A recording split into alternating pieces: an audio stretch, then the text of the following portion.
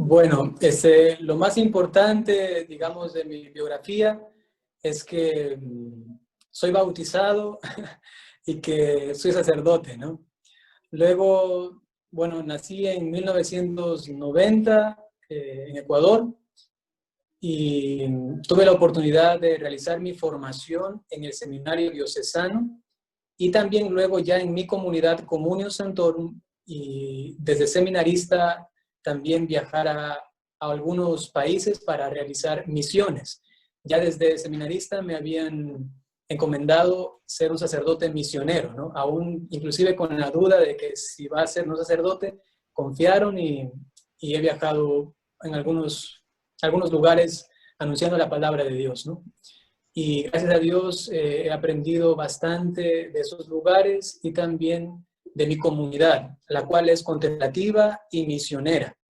Acentuamos la parte contemplativa, sobre todo en la lectura de la vida de los santos, también de la doctrina de los santos de la iglesia, de los doctores de la iglesia, de los padres de la iglesia, de los primeros cristianos, de la doctrina auténtica católica, la cual luego queremos transmitir, ¿no?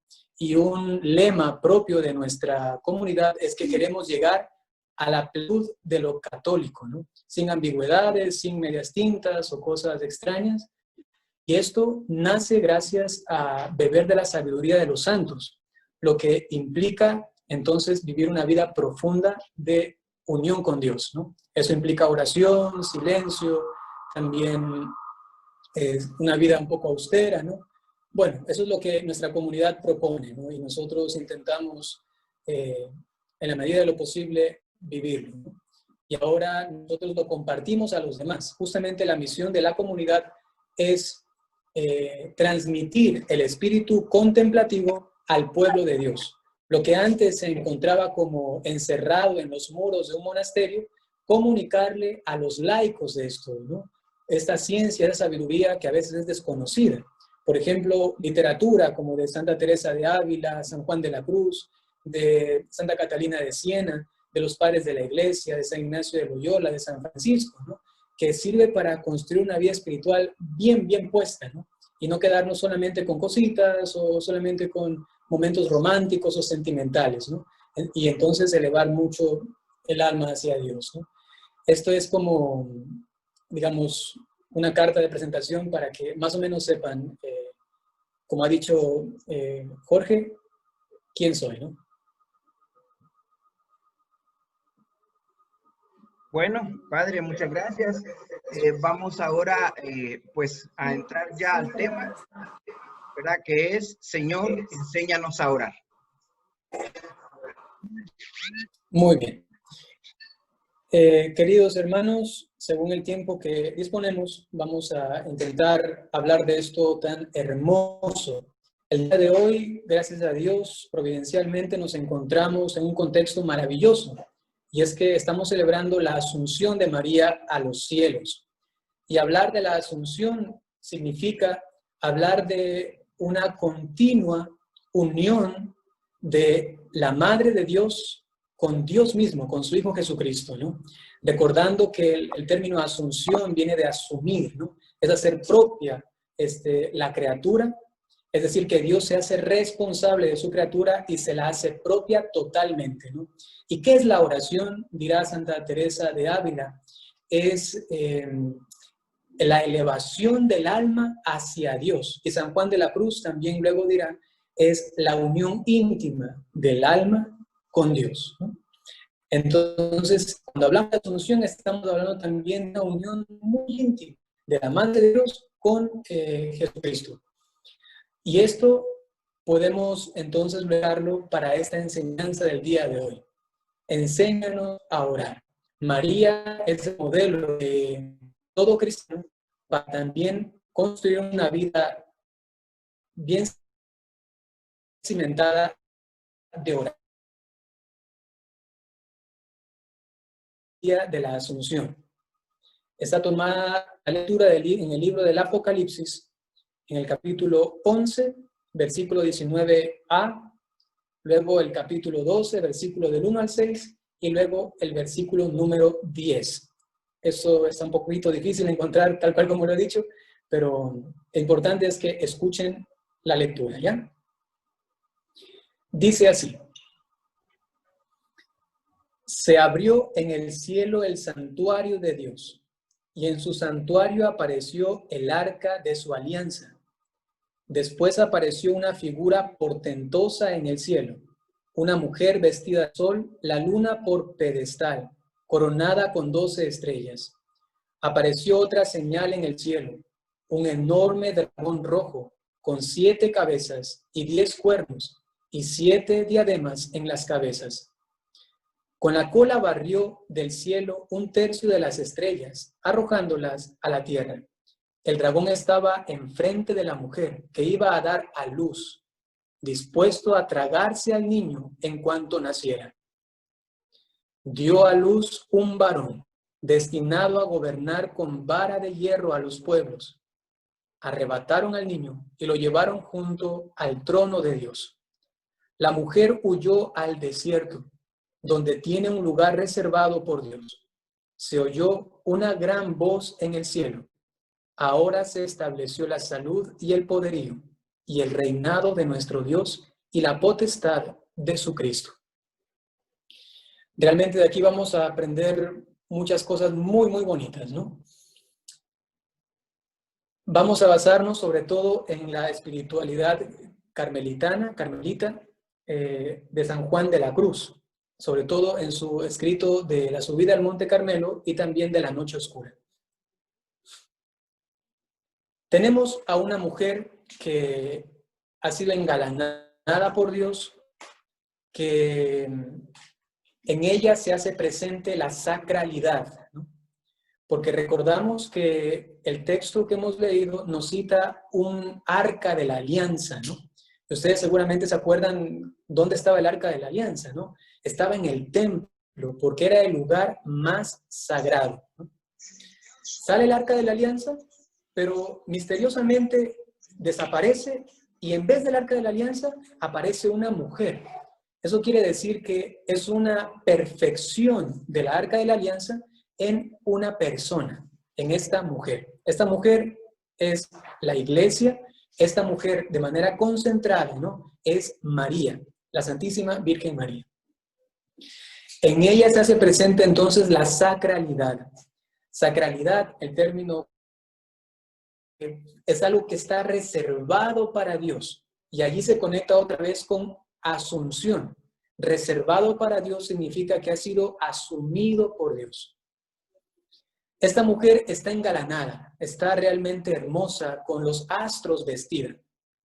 Sin embargo, esta mujer tiene un enemigo, es el dragón infernal, que está allí como acosándole, está allí como persiguiéndola. ¿Y qué es lo que pretende este dragón? Es quitarle a su hijo, ¿no? Entonces, providencialmente, Dios, para conservar la belleza, la sacralidad, la hermosura de esta mujer, le reserva un lugar, ¿en dónde? En el desierto. Entonces, esta mujer con alas, ¿no? Dirá el texto complementario, va hasta el desierto para pasar allí, junto a Dios, puesto que tiene un lugar para él, para ella. Esto es el camino de oración. Por lo siguiente, San Juan de la Cruz nos dice que para un camino espiritual profundo, ¿no? Se necesita ir desde las cosas más exteriores hasta las más interiores.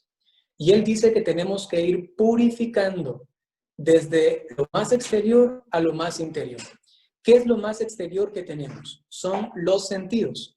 San Juan de la Cruz dice que nuestra alma es lo que por nuestros sentidos entra.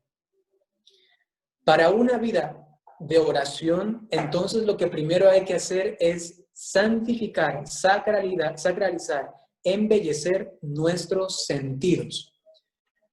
¿Qué es lo que propone San Juan de la Cruz? Hacer mortificación. ¿De qué? De los 5 sentidos que tenemos. Entonces, mortificarme continuamente. Este lenguaje a alguno actualmente no le gusta mucho, ¿no? Porque, alguno piensa, la oración que es solamente ya estar ahí con Jesús, estar a su lado un ratito y luego irme, rezar un Padre Nuestro y luego salir de la capilla. Esto es oración, por supuesto, pero ¿de qué nos estamos perdiendo?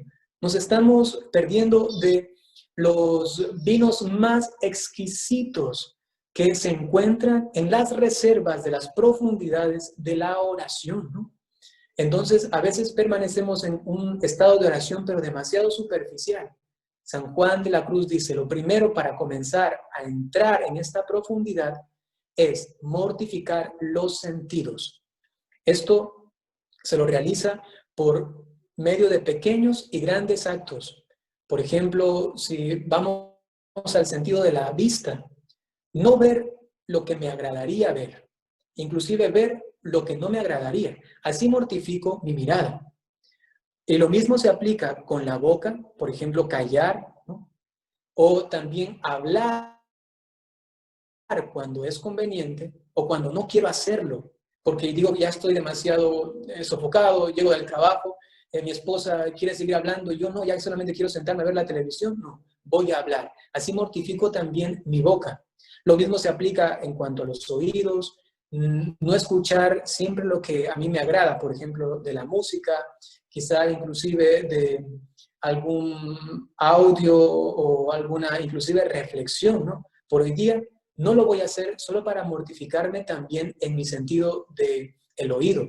Y lo mismo con el tacto, lo mismo también, entonces, diciendo, bueno, esta ropa quizá es un poco áspera, igual voy a ponerme, quizá tengo calor, listo, no me voy a sacar la chaqueta o no me voy a sacar la chompa, y la voy a mantener, entonces me va a dar calor, ¿no? Y voy a estar sudando, listo, voy a hacerlo, ¿no? Así uno comienza a mortificar sus sentidos. ¿Y para qué es esto conveniente? Para lo siguiente, queridos hermanos, y eso es lo más maravilloso, es que cuando uno mortifica sus sentidos, en la oración, los sentidos comienzan a callarse, a silenciarse. Ya no me dejo llevar tanto quizá por un olor, porque a veces puede pasar inclusive eso en la oración, que estoy oliendo algo y eso me entretiene, ¿no? No va a distraer lo que estoy viendo, no me va a distraer lo que estoy oyendo, porque por allí escucho una mosquita y enseguida ya me distraigo, por ahí escucho una música y enseguida me distraigo, ¿entienden? Cuando mortificamos nuestros sentidos, ellos comienzan a apaciguarse. San Juan de la Cruz dirá, en una noche oscura salió sin ser mirada, ya con su casa apaciguada, ¿no? Tranquila. En esta oscuridad, él habla de la oscuridad de los sentidos, ¿no? Entonces los sentidos están en oscuras, ya no están activos. Si es que los sentidos los aprendemos a dominar, la oración entonces será más prolongada, será más eficiente, más concentrada. Y este es el primer paso, mortificación de los sentidos. Dice el texto de Apocalipsis que esta mujer hermosísima, ¿no? Exteriormente, aquí entran los sentidos, ¿no? Exteriormente, por su traje, por todo esto que le engalana, tiene un enemigo y para preservar su belleza, entonces es llevada, si se quiere decir así en esos términos, preservar la belleza espiritual con que la ha engalanado Dios, es llevada al desierto, ¿no?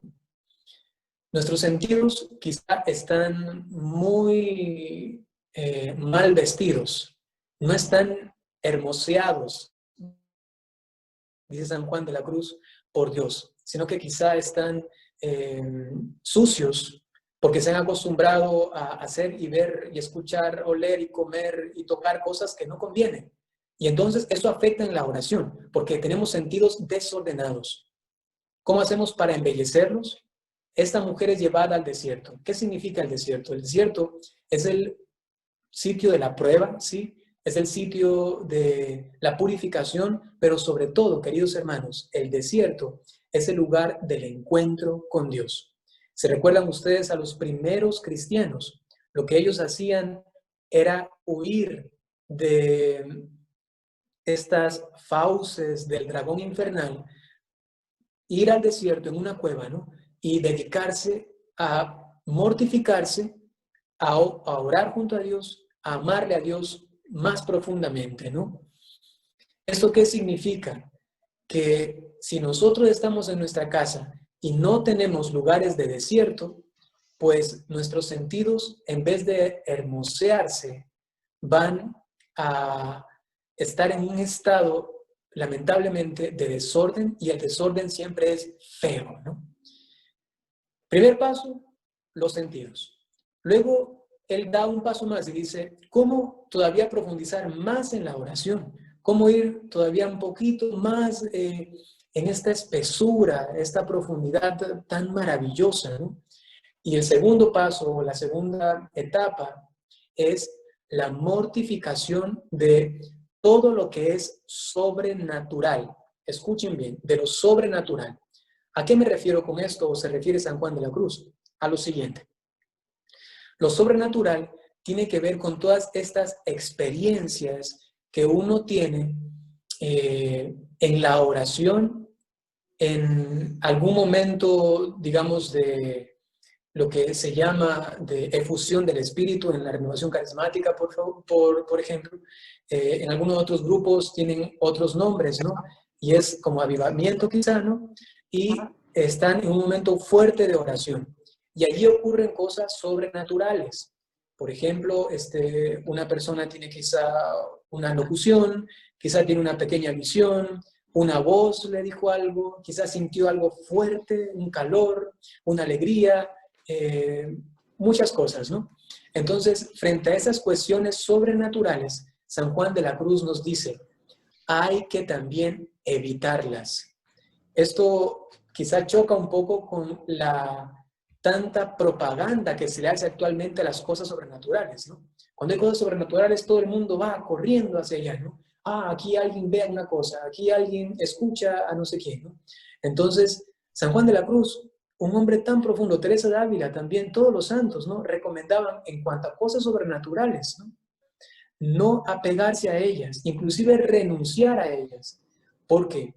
Dice San Juan de la Cruz, que en las cosas sobrenaturales, inclusive el demonio tiene mucha influencia.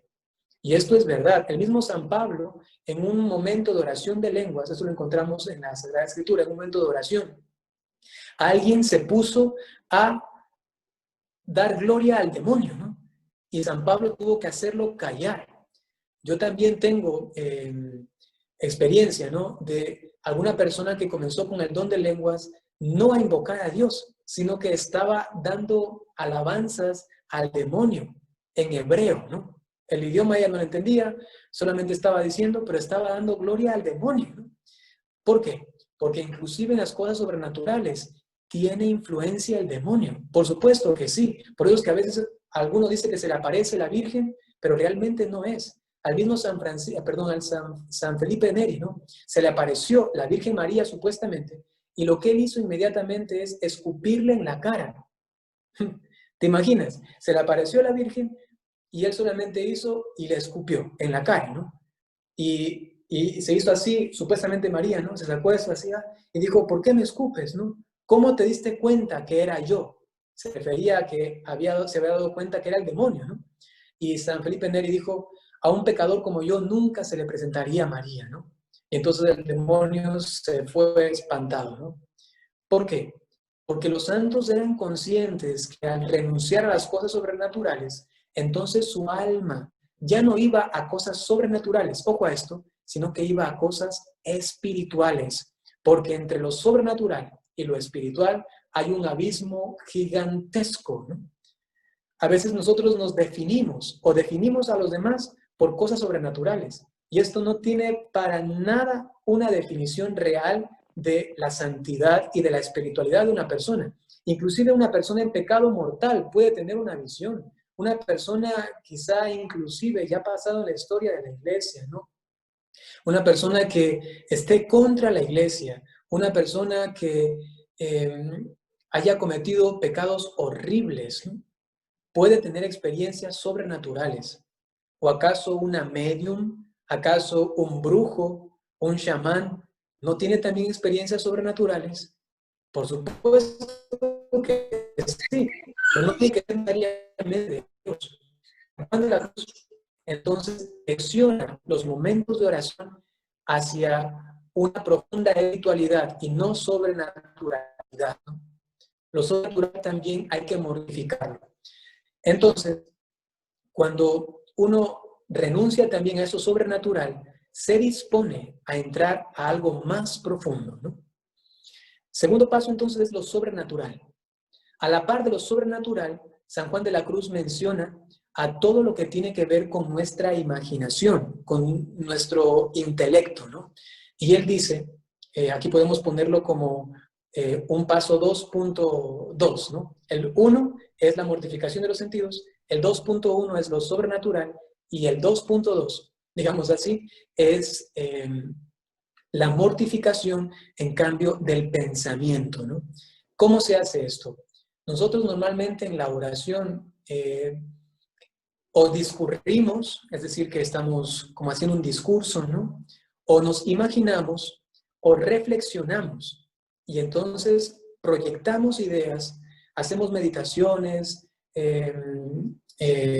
nos construimos ciertos ambientes, estamos quizá armando una charla, mirando o reflexionando sobre una palabra que escuché en una misa, ¿no? Entonces San Juan de la Cruz dice que sin renunciar a esto, hagamos momentos en los que dejamos de usar el pensamiento. Ya no tanto pensar, ni hablar, obviamente porque el hablar viene del pensamiento, ¿no? Y entonces apagar la mente, apagar el pensamiento para que caigamos en lo que él llama un estado entre dormido y despierto, ¿no? Este estado es ya lo que llama también Santa Teresa de Ávila un principio de oración de quietud, ¿no? Con términos de San Juan de la Cruz, oración pasiva, ¿no?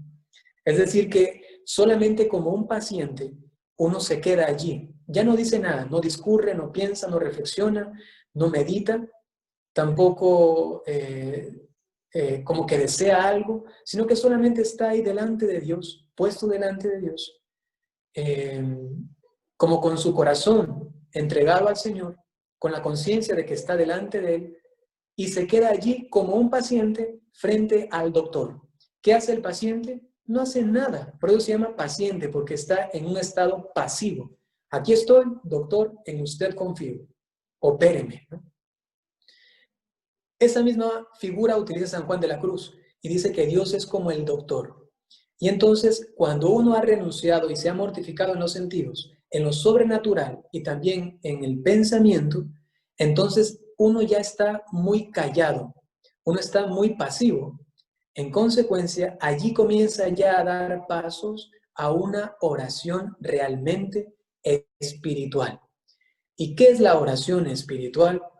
Es un estado de unión muy profunda con Dios, en el cual uno recibe gracia, recibe santificación, en términos de San Juan de la Cruz, recibe noticia de Dios, dice él, ¿no? Recibe una noticia de Dios que va directamente al alma, que no pasa por los sentidos, porque no estoy utilizando los sentidos justamente, no pasa por lo sobrenatural, porque estoy renunciando a esto, no pasa ni siquiera por la inteligencia, sino que va directamente al alma, ¿no? San Juan de la Cruz, en un cántico que tiene, él dice que ya está cansado, ¿no?, de que las flores, los animales, las personas y los mismos ángeles le hablen de Dios. Él dice que todos ellos se callen, ¿no?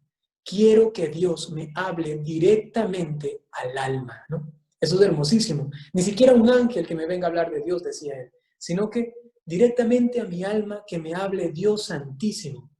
¿Y cómo se hace esto? Cuando todo lo que he mencionado está apaciguado, está dormido, digamos así, entonces Dios comunica la noticia, que es la gracia, es el don, es el fruto, es la bendición, es la sanación, ¿no?, directamente al alma. Y desde el alma, desde lo profundo nuestro, se va haciendo patente, visible, consecuente, demostrable, ¿no? Ya en lo exterior, va saliendo desde nosotros. Normalmente nosotros estamos acostumbrados a que todo nos venga primero a los sentidos, luego intentar como profundizarlo, ¿no? Es como coger las cosas de afuera e intentar como llevarlas desde lo exterior a lo interior. En cambio, la oración espiritualmente no hecha, la más profunda, es distinta. Es en cambio, desde lo más profundo sale hacia lo exterior, ¿no? Esto es tan hermoso porque cuando uno practica ese tipo de oración, que es la oración propiamente contemplativa, la persona no se da cuenta, sino después de algún tiempo, de que ya ha sanado esta herida, de la infancia quizá, de un berrinche, un odio, una repulsión hacia alguien, que ya ha sanado también quizá algún trauma psicológico, que ha sanado quizá una herida propiamente espiritual, quizá porque no podía amar, porque no podía creer suficientemente en Dios, porque no podía ser humilde, porque la soberbia lo estaba acosando, porque la impureza lo tenía así todo acorralado. Y sin que se dé cuenta, dice, siento una fuerza, siento un deseo de ser bueno, siento que ahora decido algo y lo hago, y lo hago, y lo hago, ¿no? ¿De dónde viene esto? Desde lo profundo del alma. Ya no es tanto desde lo exterior hacia lo interior, como por ejemplo es el ayuno, como es la mortificación que hemos mencionado, ¿no? Sino que en este estado de contemplación, en cambio, desde lo más profundo, va saliendo hasta lo exterior. Y entonces así se van formando los santos, así se van formando los que se convierten en columna de la iglesia, los que aprenden a atravesar el fuego, el agua, el desierto, la oscuridad y permanecen incólumes. Ellos son los santos que necesitan la iglesia. Y menciono a los santos porque si decimos que María es el modelo de la oración, por esta figura que hemos contemplado el día de hoy, una mujer hermosa, hermoseada por Dios, ¿no? Que en el desierto permanece junto a Dios en este estado de unión íntima, ¿no? Así también todos los santos han seguido este ejemplo, a tal punto que hay que decir con todo derecho que no existe santo sin vida contemplativa. Olvídese el cristiano de querer llegar a un grado de perfección y de profunda oración si no practica, si no vive una vida de contemplación. Así les presento, queridos hermanos, lo que San Juan de la Cruz presenta acerca de la oración de forma resumida. Y les resumo a ustedes también, entonces, los 3 puntos. Primer punto es esta mortificación de los sentidos. El 2.1 era la mortificación o la renuncia a las cosas sobrenaturales. El 2.2 era el apaciguar el pensamiento, también lo que llama Teresa de Ávila, la loca de la casa, ¿no? La que está siempre dando vueltas, ¿no?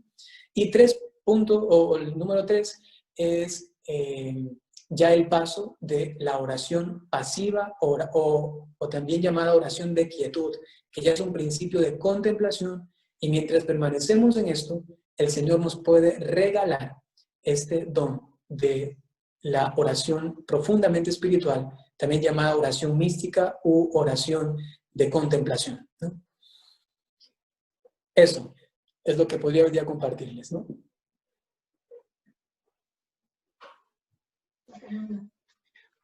Y hacerle una consulta. Muchas veces, padre, sería oportuno entonces que uno haga sus oraciones, sus rosarios, sus peticiones, pero que deje entonces un espacio de silencio total, o sea, que tratáramos, digamos, al concluir nuestro proceso de oración, dejar un espacio de tiempo donde no hablemos o leamos, sino que solamente tratemos de parar a la loca de la casa o de la cabeza y tener ese momento de buscar esa contemplación.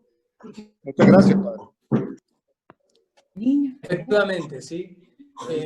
Santa Teresa de Ávila nos dice que sin renunciar a la oración vocal y a la oración de reflexión, porque hay 3 tipos de oración, ¿no? Es la oración vocal, la oración meditativa y la oración contemplativa, ¿no?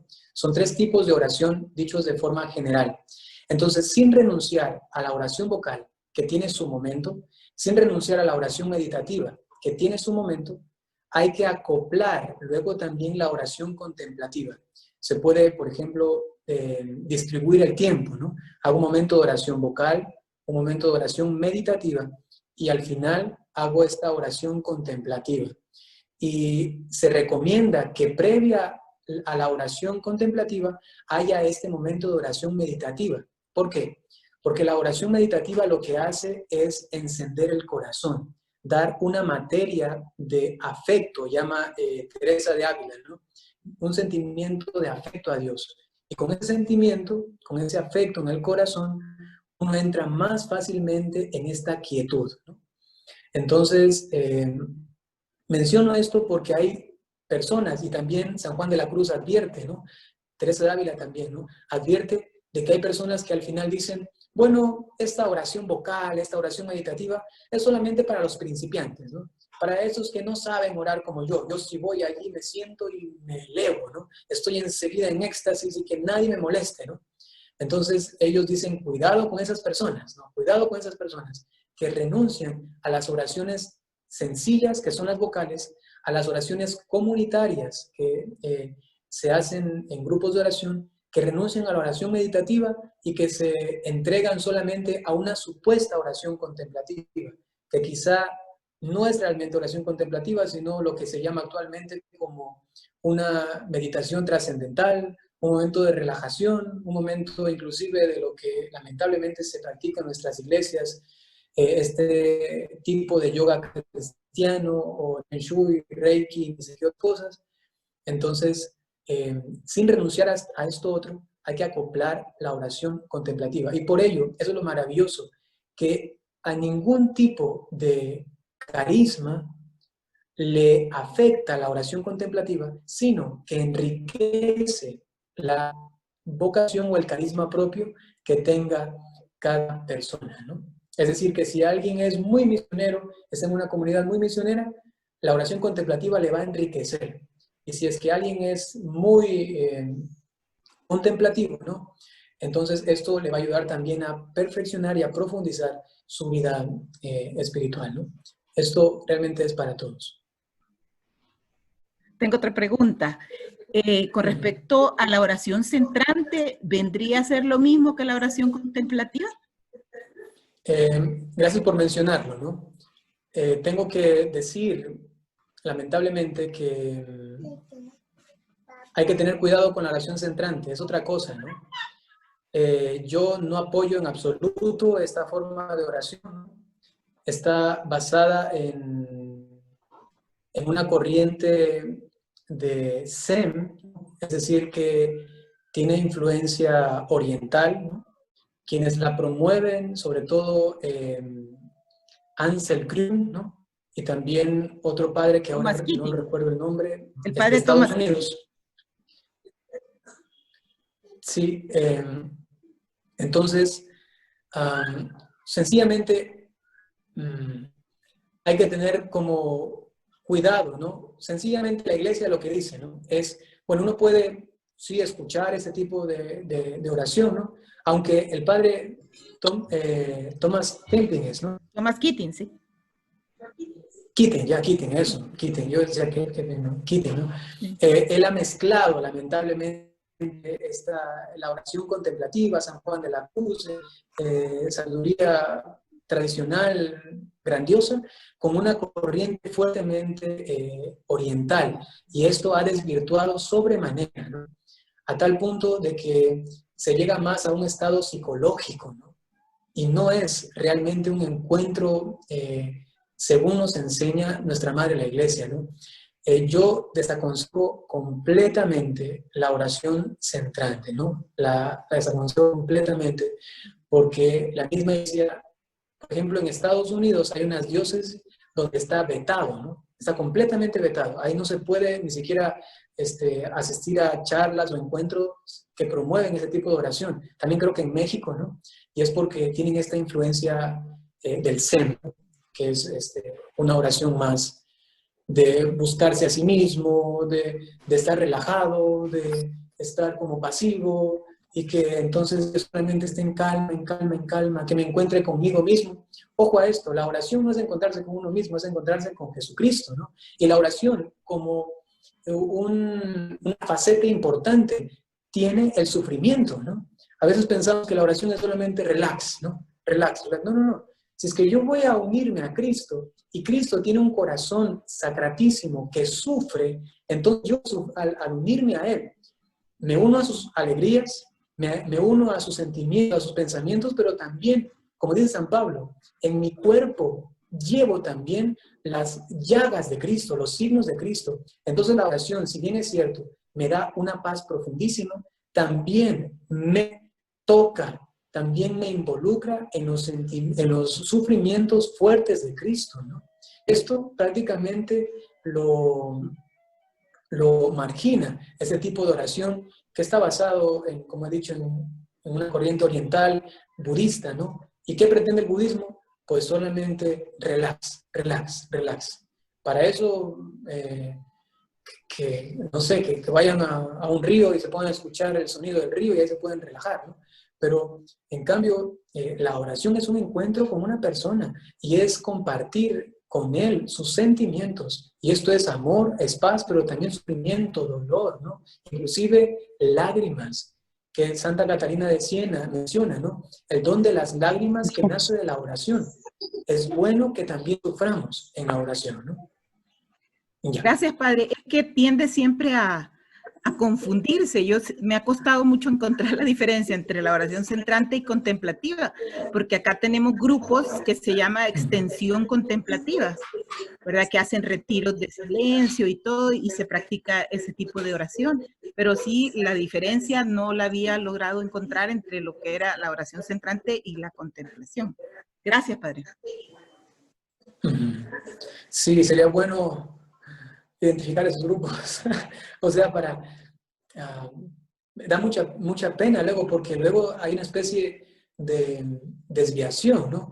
Y tanta disposición que tienen, ¿no? O sea, quieren realmente buscar a Dios, ¿no? Pero si es que no encuentran el camino correcto, luego van por ciertas formas y luego se pueden acostumbrar a este tipo de oración y ojalá Dios no quiera, no salgan más bien con algún tipo inclusive de contaminación, ¿no? Pero bueno, ya.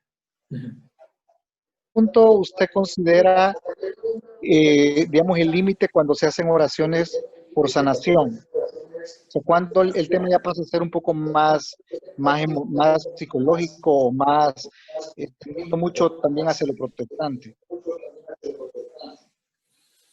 Ya, a ver, hay que decir que la Iglesia Católica y el cristianismo, ¿no? Tiene también dentro de sus oraciones las oraciones de sanación, ¿no?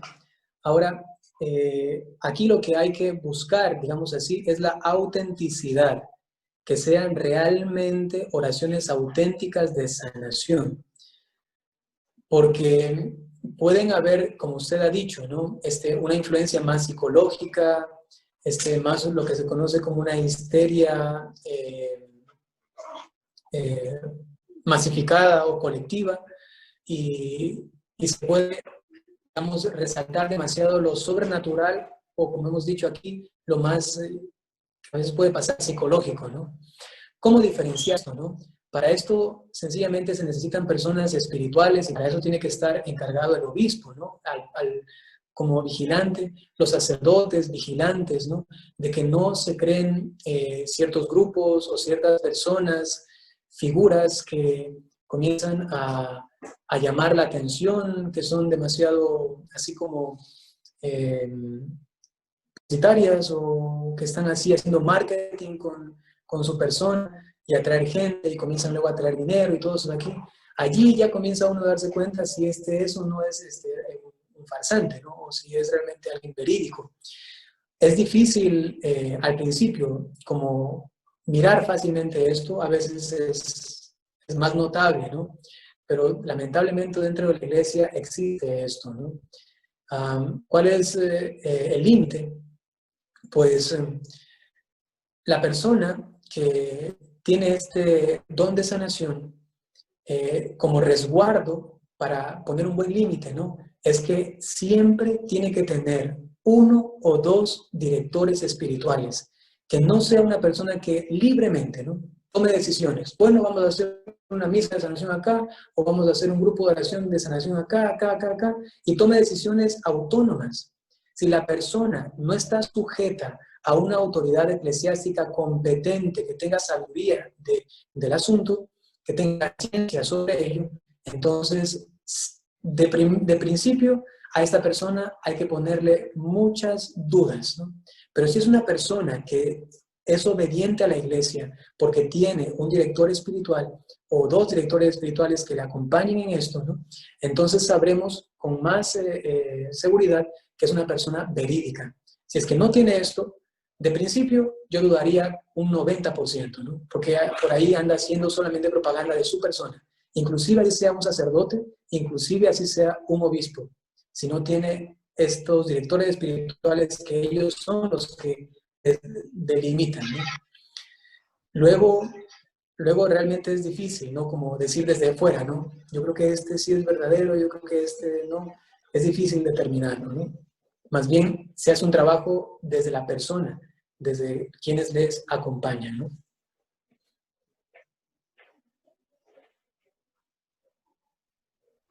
Gracias, Padre. ¿Más preguntas, hermanos, sobre la oración? El tema que nos ha regalado el Padre.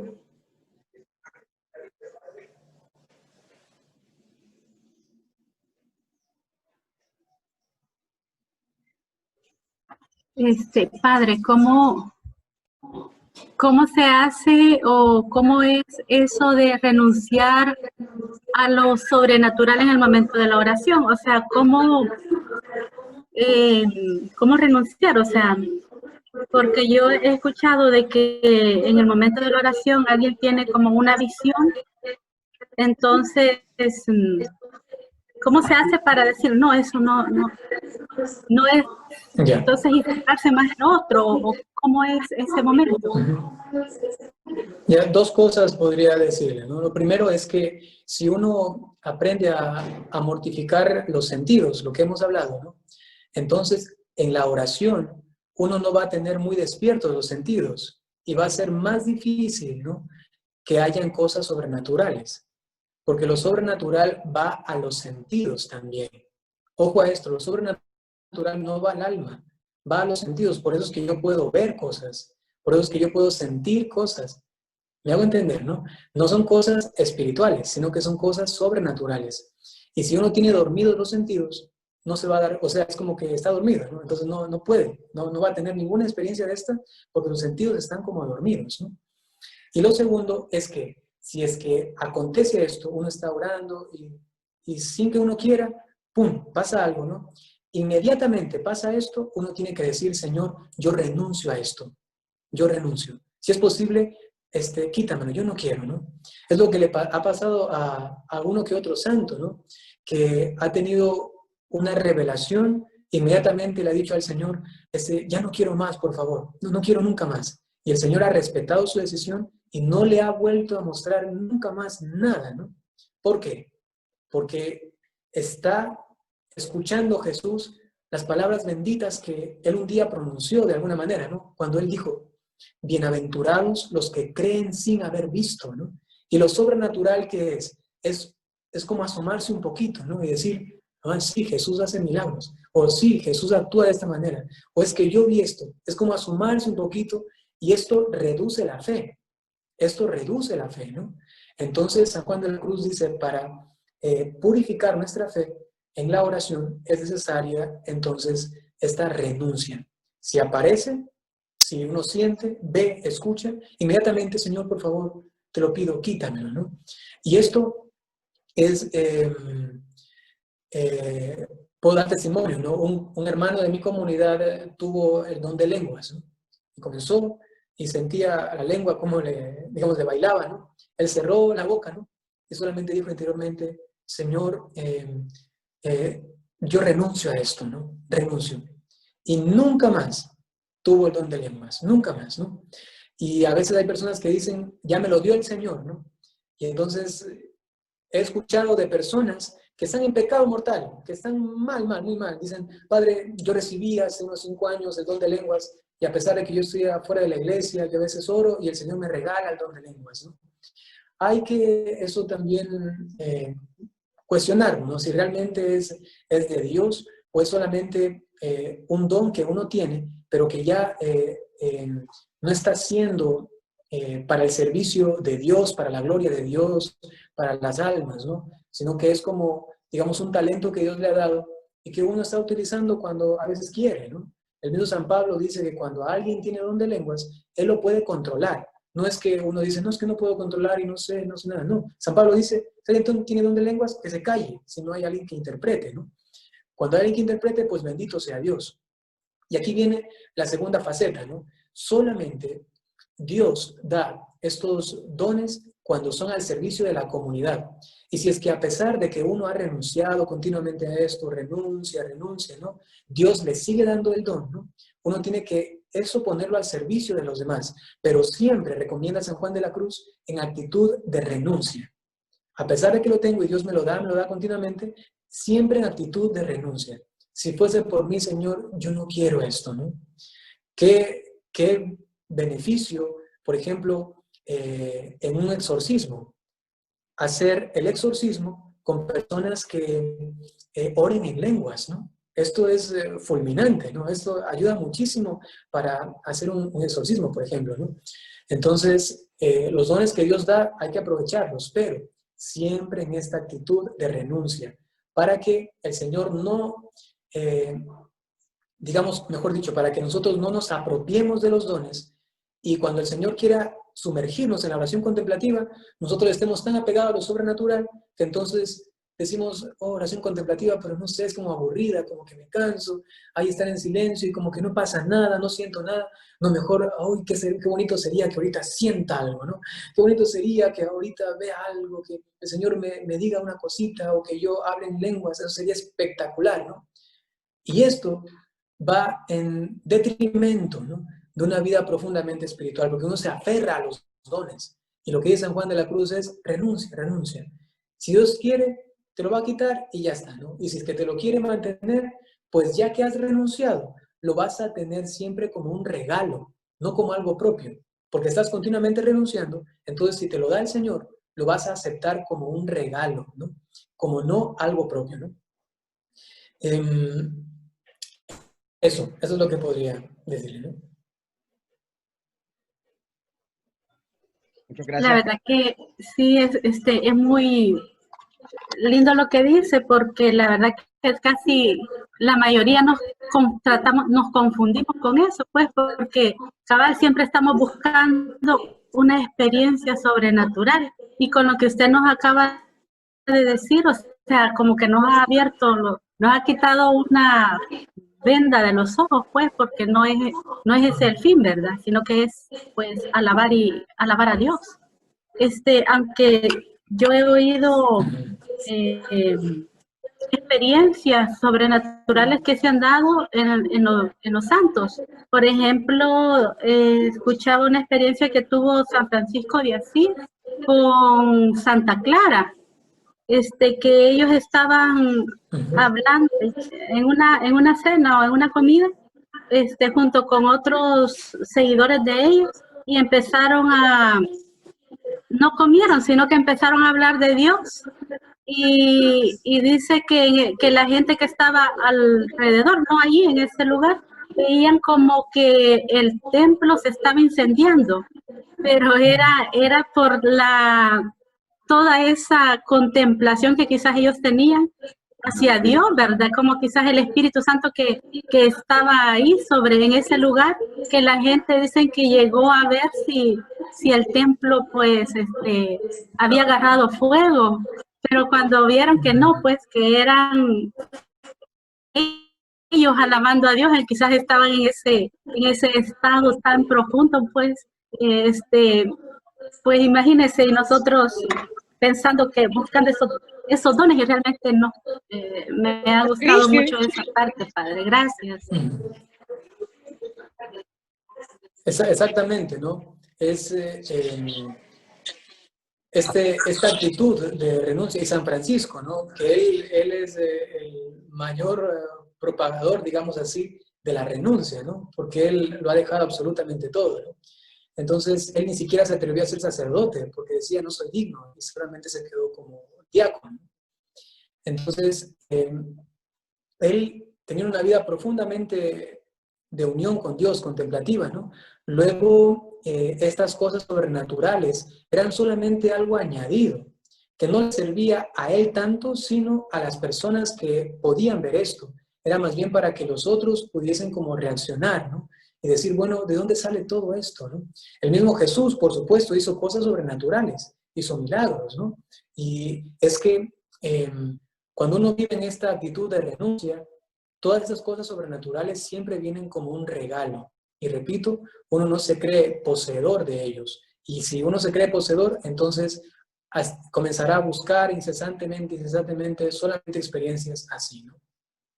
Y bloqueará la oración más profunda, contemplativa, ¿no? Padre, fíjese que yo le quería, bueno, aparte de consultar, porque sí estamos viviendo ahorita un momento de que estamos haciendo una cadena de oración, rezando el rosario en todas las comunidades todos los días. Pero si hay algo que al menos personalmente he descubierto, que el rosario es solo la puerta para un tipo de oración que puede ser muy interesante y muy íntima con Dios. Es que, bueno, de eso salta y es que el rosario como que nos abre a poder en cada uno de los misterios hacer una reflexión de cómo nuestro día a día se está comportando. Hay varios rosarios que son como guías en YouTube que nos enseñan al principio a hacer esa reflexión en cada uno de los misterios. Pero al menos yo personalmente he descubierto que al comenzar a hallarle el gusto a este rosario, como que de repente salta un celo que es como no entender por qué la gente no le gusta rezar el rosario, por qué la gente les pide que tomen un turno para no interrumpir la oración del rosario, como que hay algunos que no quieren. Entonces, ¿cómo sería la mejor manera de hacer la invitación a tomar esos turnos?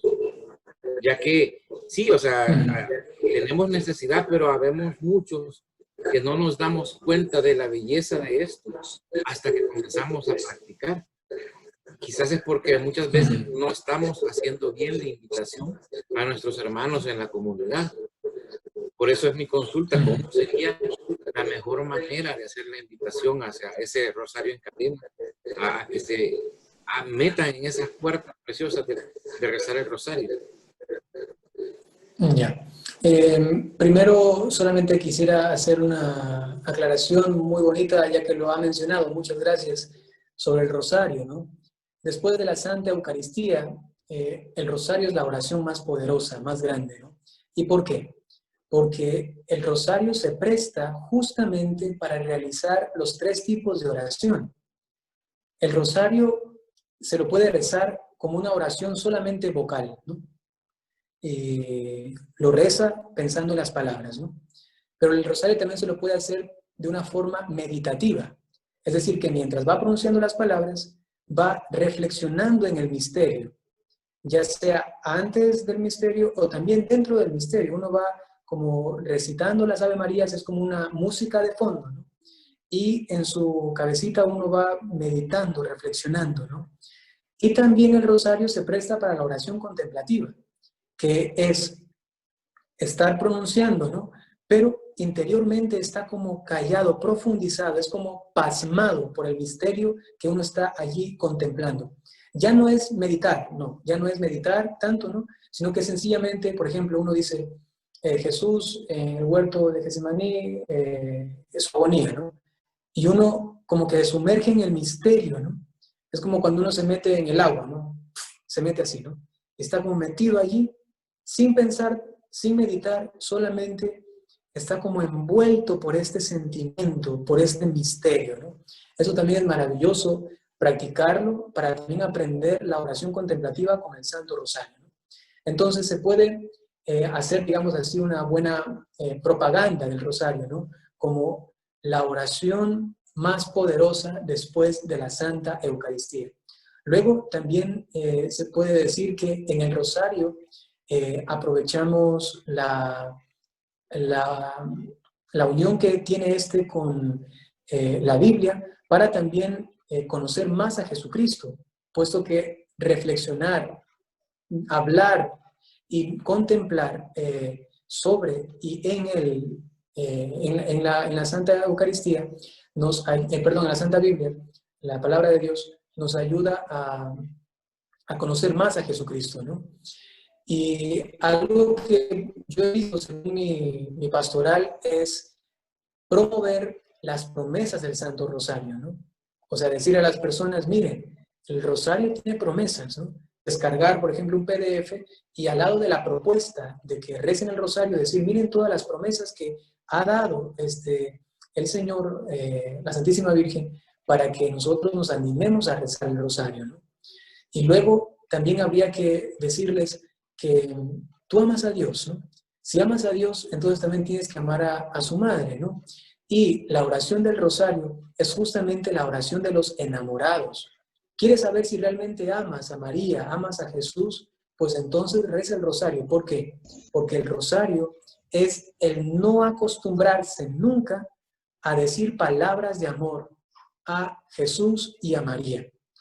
Porque si uno se aburre de decir 50 veces te amo a la persona que ama, entonces sí, eso es porque quizá ya no la ama tanto, ¿no? Porque quizá ya o sea, imagínate, solamente con un te amo ya se cansa. Esto como que no anda bien, ¿no? En cambio, los enamorados se dicen 1000 veces y 1000 veces más y nunca basta, ¿no?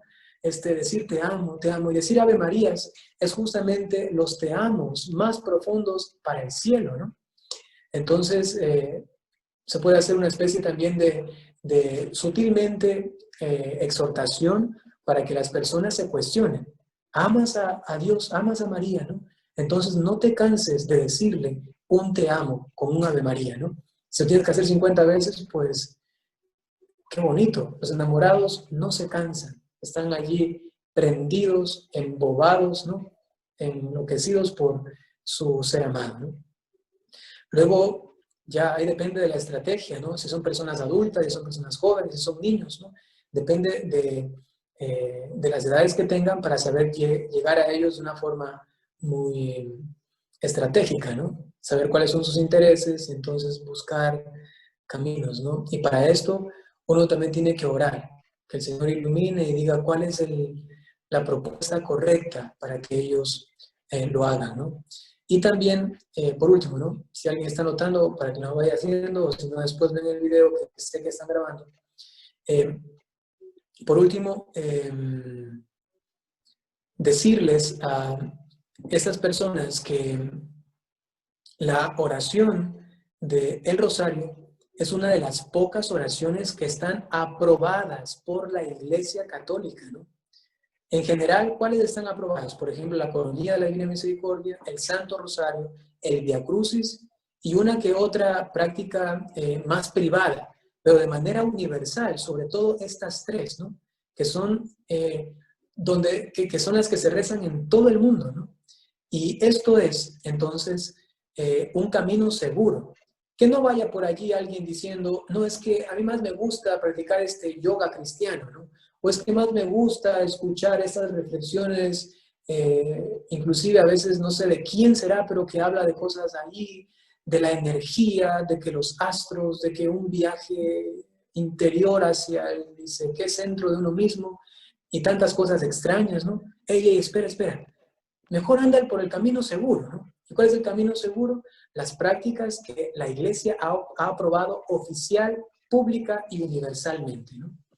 Entonces, por ahí se puede un poquito hacer buena fama a esta oración tan maravillosa. Que dicho sea de paso, aquel que no reza el rosario se tiene que cuestionar realmente su sentir cristiano y católico auténtico, ¿no? Porque una persona que no reza el rosario, de zarpazo, de golpe, esa persona tiene alguna complicación en la oración, ¿no? Solo retomando lo que usted nos está hablando sobre el Santo Rosario esta mañana, yo he escuchado dos frases que quizás quisiera compartirlas, y es decirle a nuestra Madre, Inmaculado Corazón de María, prepáranos un camino seguro hacia Jesús, como parte de una jaculatoria para tener cerca ese amor a María y también decirle a nuestra Madre Santísima que se recuerde hablarle bien a Jesús de nosotros, para que cuando nos encontremos con Él nos sepa reconocer, pero para eso tenemos que hacer nuestra obra, ¿verdad? Para poder alcanzarlo. Y tengo una pregunta. ¿Cómo podemos evitar, Padre Byron, la distracción dentro de la oración? Yo creo que no solo a mí me sucede que mientras estamos orando, ya sea el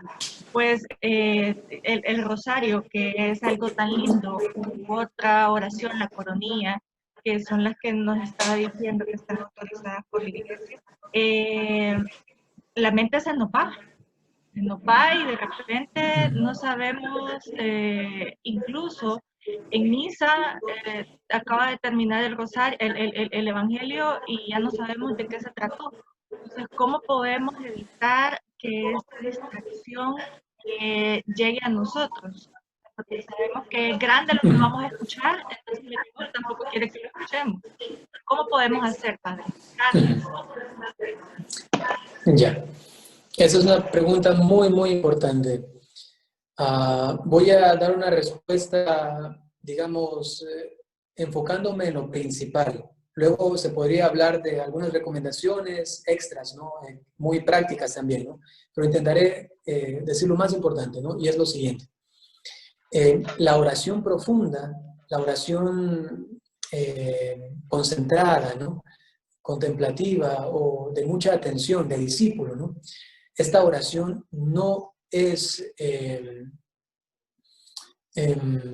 una casualidad. Esto no es algo imprevisto, no es algo que se, como dice el Chavo del Ocho, que se chispoteó, ¿no? Sino que esta oración es una consecuencia. Si las personas están dadas a vivir solamente en la distracción, es muy difícil que puedan recogerse, es el término espiritual, ¿no? El recogimiento, ¿no? Que puedan recogerse, porque justamente la distracción lo que hace, o el entretenimiento, ¿no? Lo que hace es dispersarnos. Uno anda muy disperso, así, aquí y acá hay muchas cosas.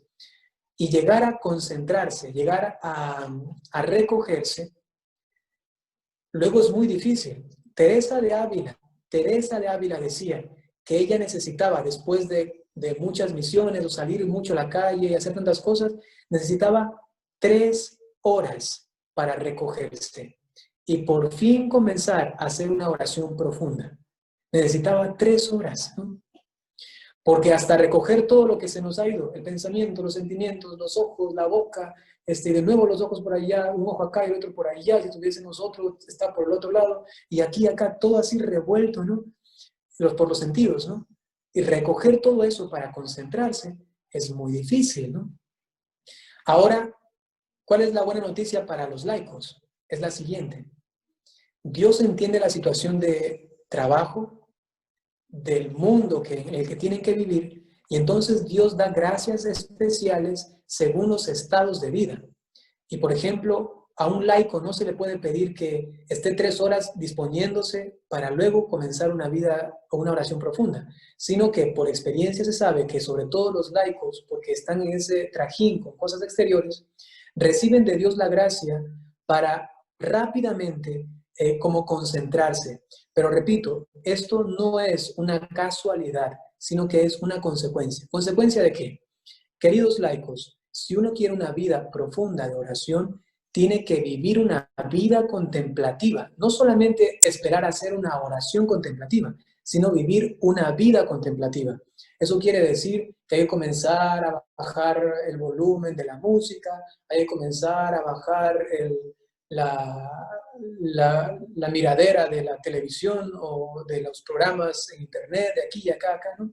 Para comenzar a vivir en la casa, como iglesia doméstica, en la casa, un espíritu de contemplación, donde reine el silencio, donde reine las cosas sagradas, ¿no? Obviamente que puede haber también ciertas distracciones, el entretenimiento también es bueno, el juego es bueno, equilibradamente, ¿no? inclusive, yo qué sé, bailar, escuchar música, ver algún programa, ¿no? Eso no está mal, pero que se sienta, ¿no? Que en mi hogar reina un profundo espíritu o una profunda vivencia contemplativa.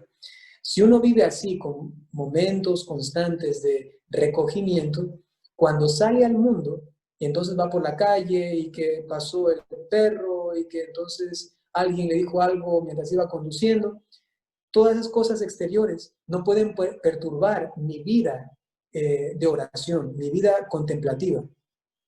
Entonces, luego cuando llegue a la misa, voy a entrar fácilmente a la misa, ¿no? Así como si yo estoy en esto es lo mío, ¿no? Y entro fácilmente en la misa y estoy recogido en la misa. Lo que pasa normalmente es que uno anda así muy disperso, llega a la misa rapidito, ya tengo que ir corriendo, y llega a la misa, se sienta, está medio sudando, secándose el sudor, por ahí acomodándose, buscando el lugar, y antes de comenzar a prestar atención y prepararse para la misa, está mirando quién está, quién no está, y aquí y acá. Entonces, esto distrae bastante.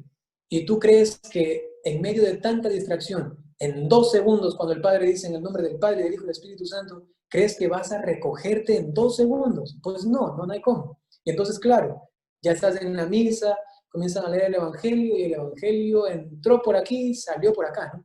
Y es justamente porque no tenemos una vida continua de recogimiento. Sin recogimiento, entonces va a ser muy difícil que uno en 5 minutos pueda concentrarse fuertemente, profundamente en la oración o en esos momentos litúrgicos, ¿no? Todo gusto, ¿sí? En el nombre del Padre, y del Hijo, y del Espíritu Santo. Te damos gracias, Señor Jesús, por este momento de encuentro. Te damos gracias porque tú nos has atraído hacia ti.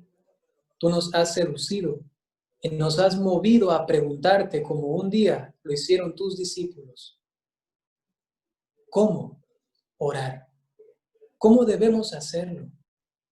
Y luego nos has motivado a buscarte más y decirte, Señor, enséñanos a orar. La Santísima Virgen María es nuestro modelo y por ello te damos gracias, Señor, porque la has puesto junto a nosotros para que junto a nosotros camine, junto a nosotros nos guíe en esta maravillosa aventura de oración, que no es otra cosa que permanecer íntimamente unidos a ti.